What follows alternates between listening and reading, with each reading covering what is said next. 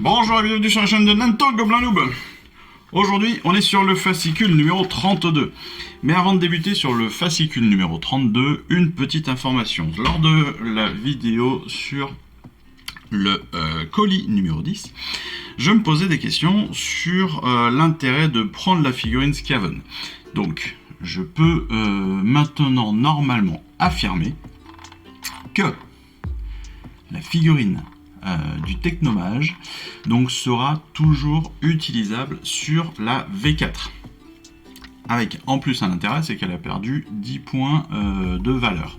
Donc elle est encore plus sympa, elle coûte 120 points pour vos parties à partie égale. Voilà, donc ça, elle peut avoir un intérêt si vous avez la V4, si vous souhaitez vous monter une armée de Skaven, elle peut avoir un intérêt donc à être prise. Autre point, et je le repréciserai lors de notre prochaine vidéo aussi, j'ai revérifié sur le chevalier Judicator. Le chevalier Judicator, donc on l'a vu dans l'ouverture du colis, c'est la figurine que l'on aura que l'on a dans le numéro 33, si je ne me trompe pas, c'est bien ça. Et donc le chevalier Judicator, au même titre que notre saboteur Technomage, le chevalier Judicator, je l'ai vu quelque part, je vais donc le retrouver assez rapidement. Les éternels libérateurs, Judicator avec arc foudroyeur. Où il est ? Mon chevalier Judicator. Bon, en l'occurrence, le chevalier Judicator est lui aussi toujours d'actualité dans la V4. Donc il va pouvoir être utilisé et donc la figurine en elle-même a encore tout à fait sa place dans vos armées et c'est plutôt très cool. Je ne le trouve plus. Si, voilà, chevalier Judicator avec Griff Dog, il vaut 160 points et il n'y a pas de souci, elle ne rejoindra pas donc les Warhammer Legends en juin 2025. Voilà, je vous le disais fin 2025, c'est juin 2025. On passe maintenant au 32. Allez, notre fascicule numéro 32, on va évidemment découvrir nos figurines. Encore une fois, ce sont des figurines que moi, personnellement, j'attends avec impatience parce que les archers d'une clan, je trouve ça très rigolo. Ils ont une bonne bouille, ils sont tout petits, tout rigolos, tout mignons. Ils sont un peu vieux, je crois, sur la sculpture. 2006, ouais, ils sont assez vieux sur la sculpture. Mais bon, comme ils sont très simples, ben, il faut encore le taf.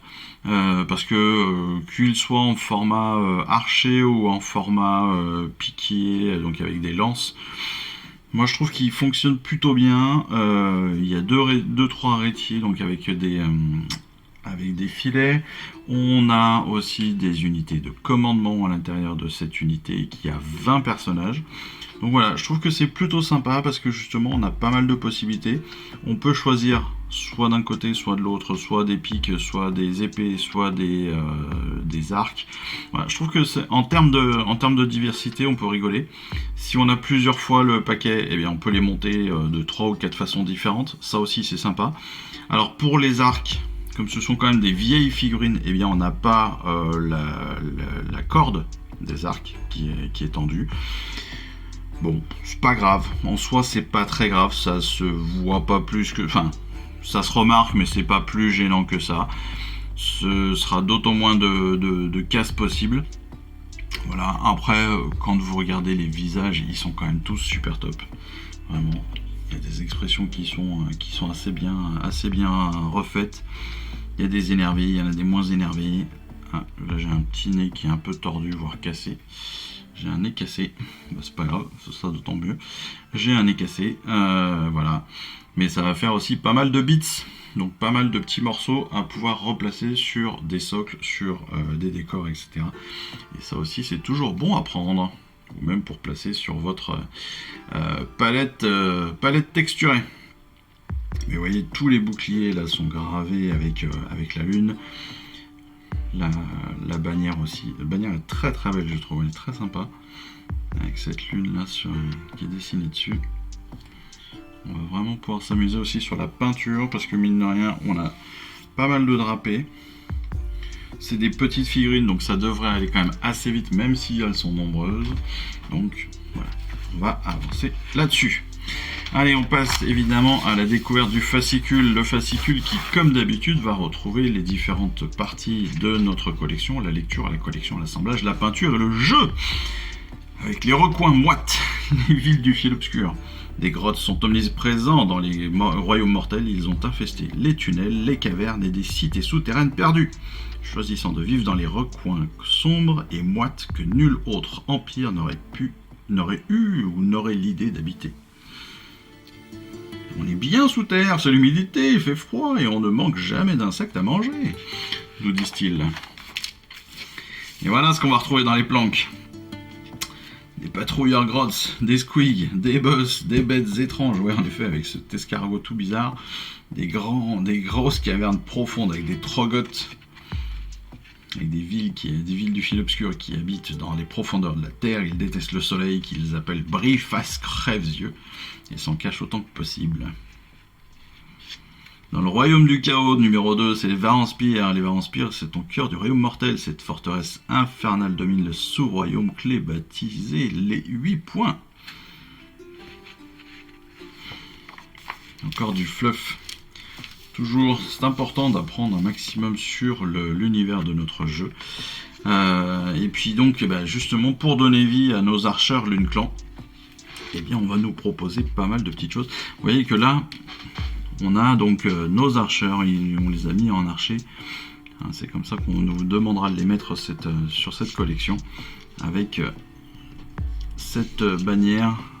Certainement un champion ou limite un sorcier, et puis notre boss, notre champion au milieu. C'est très sympa, moi j'aime beaucoup. Et puis je vous dis, ça va pouvoir amener pas mal de diversité aussi sur la peinture, parce qu'on va pouvoir tester pas mal de choses. Pour l'assemblage, on le verra évidemment dans une vidéo spécifique.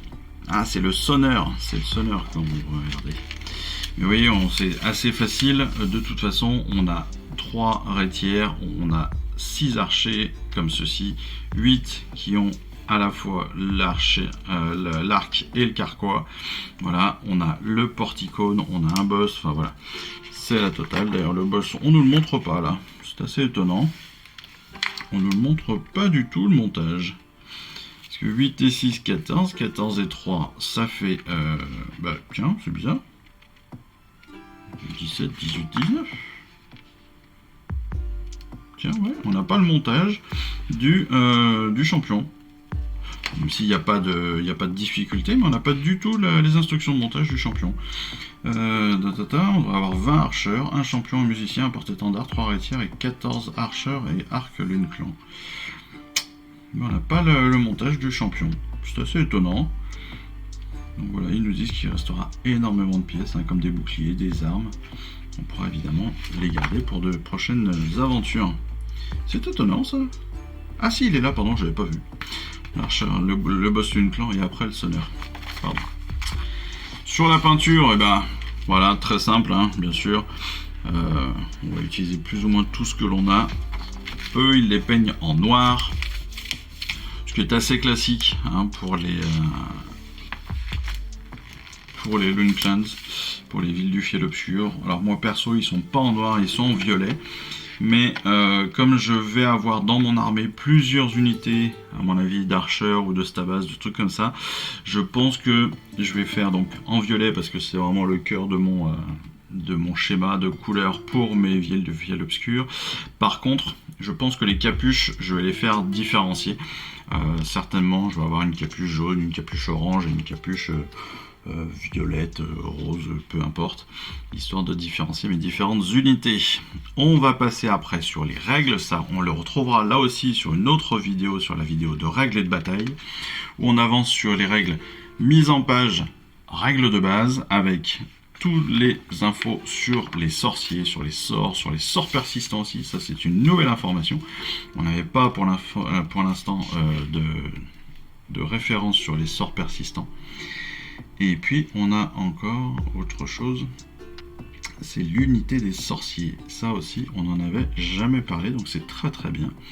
On va parler aussi de comment rater des sorts avec le fiasco. On va parler du bouclier mystique, la protection du bouclier mystique, du trait magique. On revient sur ces deux sorts qui sont les deux sorts de base de nos sorciers, donc ça c'est très très bien. Et puis après, évidemment, la charte d'unité des archers et la bataille rangée numéro 12. Ténèbres fuligineuses. Là aussi, on va enfin pouvoir jouer avec quasiment. Ouais, on va être quasiment bientôt qu'avec des villes du fiel obscur. Donc ça aussi, c'est très sympa, très rigolo. Avec nos 4 objectifs que l'on a eu dans nos précédents numéros. On vient rapidement sur les prochains. Le 33, c'est le Chevalier Judicator. Le 34, c'est nos 2 nouvelles peintures.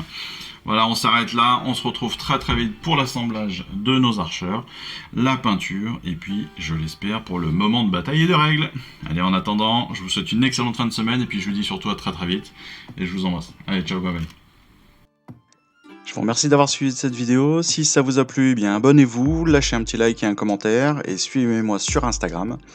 Instagram où je poste régulièrement des photos de mes dernières réalisations et dernières peintures. Et puis comme il est maintenant de tradition sur la chaîne, je vous souhaite une excellente fin de journée et surtout, lisez bien, collectionnez bien, assemblez bien, peignez bien et jouez bien. Allez, je vous embrasse et puis je vous dis à très vite. Allez, ciao, bye bye.